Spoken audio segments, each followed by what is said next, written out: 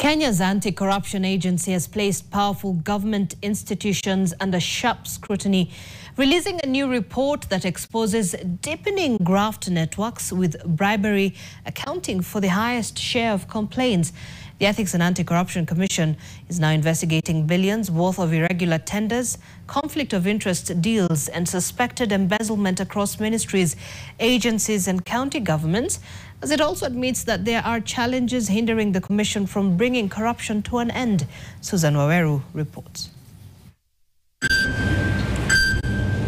This year's EACC report paints a troubling picture, one that reveals how bribery and high-level corruption continue to drain public resources and weaken trust in government institutions. According to the report, bribery continues to dominate Kenya's corruption map, accounting for 37% of all complaints this year, a drop from last year's 42%. But behind these numbers lies a deeper concern. The very government institutions meant to serve Kenyans are among the most heavily implicated. EACC data shows active bribery and corruption investigations across major public entities, including the Ministry of Interior, the National Police Service, the Ministry of Lands, the National Treasury, the Kenya Revenue Authority, the Immigration Department and several county government offices where millions of Kenyans seek daily services. The Commission says it carried out 166 random and targeted tests within these institutions, where 152 of the interviewed persons failed, 4 passed and 10 are inconclusive. The Commission adds that in the 2024-2025 year, it processed 4,183 corruption reports, down from 5,171 in the previous year.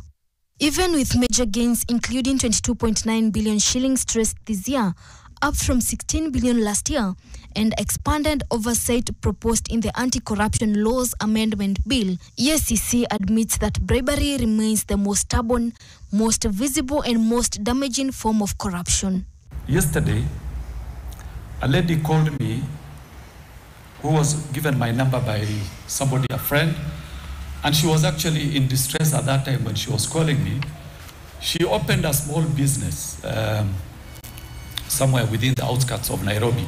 As much as this person has all the requisite licenses, the county askaris expect weekly kickback.